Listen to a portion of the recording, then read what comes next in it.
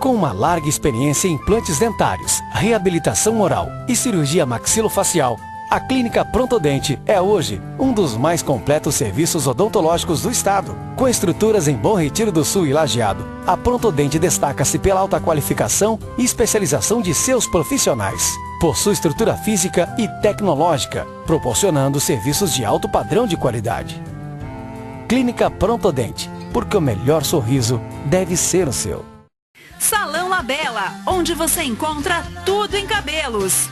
Mega Hairs, faixas, perucas, mechas coloridas e toda a linha de produtos Raco. Salão Labella, o Salão da Lourdes, na Borges de Medeiros, 297, em Lajeado. O segredo da sedução não está na bolsa da moda, nem mesmo em sapatos caros, menos ainda em vestidos de grife. O segredo tem que estar em você. Débora Seco pra Água de Cheiro.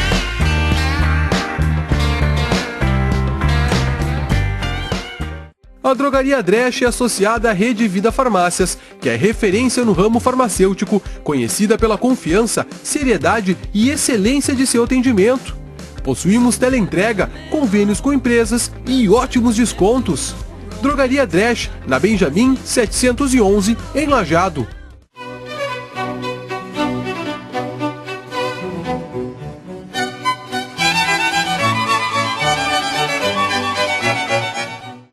Olá, o programa Opinião Clínica Dr. Wilson Davis, neste espaço super lindo que você está convidado a conhecer, recebe hoje esta guria experiente pra caramba na questão da sexualidade, Rita Rostirola, a psicóloga Alana Pazzi e a advogada Camila Hausmann para falar a respeito de sexualidade.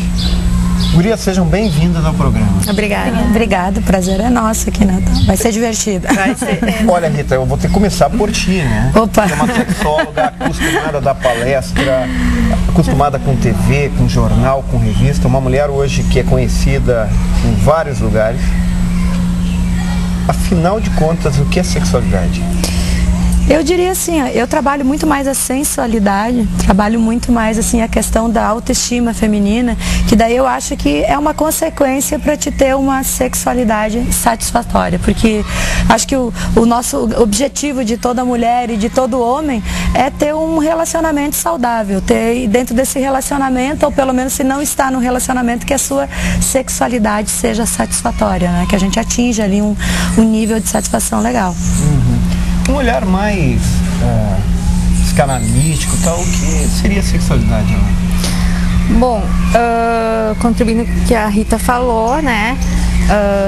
A autoestima, o se gostar, cuidar do corpo, né? Procurar se conhecer, se permitir sentir prazer. Tudo isso está dentro da sexualidade da mulher, né? Da pessoa em si. Camila, uma advogada, obviamente, acaba lidando com a questão da sexualidade muitas vezes em relação ao outro, com litígios, com problemas e tal. Exatamente. Pois, enfim, acaba que implica às vezes em crimes, todo mundo sabe, até brigas entre casais no âmbito do direito de família, é muito complicado. Mas, enfim, como a Rita falou, a gente tem que estar sempre em busca do nosso bem-estar e como parceiro, enfim, com quem estiver naquele momento. Agora, a questão da sexualidade hoje é extremamente problemática, porque ao invés de se trabalhar uma questão psíquica, emocional, ficou muito banalizado, só a questão da genitália, etc. Como é que você está vendo esta dita sensualidade, que às vezes parece muito mais pornográfica nos meios de comunicação, tá? Uma tentativa de banalizar? Como é que tu, uma sexóloga que vive lidando com gente, ensinando gente, ajudando pessoas, está vendo tudo isso? Tem sido bem complicado, porque uma vez se brigava para as pessoas poderem sair de tantos tabus, tantos preconceitos, tantas... Enfim, a gente vem de uma cultura muito repressora, muito machista, se brigava muito para a mulher poder ter seu espaço, poder, enfim, ir em busca do seu prazer, sem tantas cobranças e tal. Agora, o que está acontecendo? Houve de 8 foi para 80, né? E aí segue tendo problema, porque aquela que não tinha agora se sente mais ainda, nossa, mas dá uma olhada no comportamento das pessoas, se eu vou fazer isso eu vou ser vulgar, e realmente banalizou muito. E não é só com questão de pornografia que a gente vê por aí. A pornografia é um dos pontos, mas a banalização nos relacionamentos, a banalização do sexo em si, né? As pessoas hoje, eu sempre briguei, as pessoas têm que procurar o seu prazer, mas procurar o meu prazer, ele está intimamente relacionado a eu respeitar meu corpo, a eu preservar a minha saúde física, mental, né? Enfim, e o que está acontecendo? As pessoas não buscam só isso hoje, as pessoas buscam o prazer, as pessoas deixaram de ver sexo. Uma vez o sexo era tudo muito proibido e tal, tinha as pessoas mais libidinosas, tinha os dois polos. Agora, me parece, assim, pelo que a gente vê, também pelos relatos que a gente tem, que as pessoas um pouco que perderam isso, que estão, não estão nem uma coisa certa nem errada. O sexo tanto faz. Sexo virou uma coisa que não tem a ver com relacionamento, tem a ver só com prazer. Então elas estão muito imediatistas, né? É o ficar que está superando, que está realmente assim comandando o espetáculo por aí. E a gente percebe isso não só nesses relacionamentos, parece que eu estou falando só da juventude em si, dos relacionamentos mais assim modernos e tal, não. Muitas vezes dentro de relacionamentos já de muitos anos também estão deixando infiltrar esse tipo de comportamento e acabando muitas vezes arruinando com a própria relação, né? Tu está vendo isso, uma vulgaridade em relação à sexualidade, uma vulgaridade em relação às relações? Sim, podemos dizer que é uma vulgaridade porque as pessoas agindo dessa forma, elas acabam abalando o psíquico delas, acabam não tendo o prazer realmente esperado, né? Acabam não proporcionando um clima gostoso, um clima de saudável. Essa questão que tu está falando do prazer me chama muita atenção, porque há sim uma necessidade, obviamente, quando a gente fala de sexualidade, também a questão da busca do prazer. É uma com certeza, era uma coisa que se brigava muito, claro, né? Porque as pessoas tinham medo até de sentir, medo de sentir o prazer. Só que agora parece que só está o prazer, a intimidade, o sentimento, a própria descoberta do que é o corpo mesmo de um homem e o corpo de uma mulher, isso aí parece que passou, não? O negócio agora está... Isso que é a sexualidade, né, Rita? Com certeza. O se conhecer, é o se gostar, é o buscar o prazer, mas de uma forma saudável. Saudável, né? Isso, saudável. A gente percebe que em alguns momentos isso está falhando. Claro, não vamos generalizar, mas é uma tendência, assim, que a gente percebe pelo comportamento aí do que está se vendo, né? Não tem como. E cada vez mais cedo, né? Mais precoce. Vejo, assim, mais precoce. Eu acho isso um problema muito grave. E eu vejo, enfim, em contato com grupos de amigos, com conhecidos, ou mesmo observando na noite, no dia a dia, vejo as pessoas às vezes procuram tanto encontrar alguém, encontrar o parceiro, não encontram por um motivo ou por outro, e acabam ficando deprimidas, ou enfim, com a autoestima baixa, e acabam buscando naquele momento único com alguém que não tem nenhuma afinidade, muitas vezes, né? Aquele prazer, e no outro dia não é aquilo, enfim, é uma banalidade total, assim. Camila, tu falas em banalidade e também vocês tocam na questão do precoce, né? Cada vez as pessoas se relacionando e tendo uma intimidade forçada pra caramba quando mal se conhece. Tu sentes isso, por exemplo, tuas amigas, na tua convivência, tu sentes que elas se sentem fragilizadas, prejudicadas e até machucadas com isso? Com certeza, eu acho que se observa no dia a dia e em todos os círculos, talvez não só nas mulheres, acredito que os homens também. E eu acho que de repente é um momento que a gente chegou e que tem que se pensar e regredir um pouquinho nessa expansão toda. Eu acho que esse seria um passo, de repente. A reclamação hoje em dia é grande. A gente vê pelas redes sociais, a gente vê nas rodas de amigos, tanto o homem quanto a mulher estão insatisfeitos. E aonde está o prazer aí, então, né? Eu estou pensando aqui, ouvindo vocês, claro, a Rita lida bastante com isso, a Lana é uma das demandas, né? Claro, sexualidade tem a ver com toda a vida, mas é uma das demandas. Mexe com tudo, né? A Camila já trabalhando numa área diferente, mas que também lida com isso. Como é difícil a gente tentar estabelecer um parâmetro razoável, um parâmetro possível.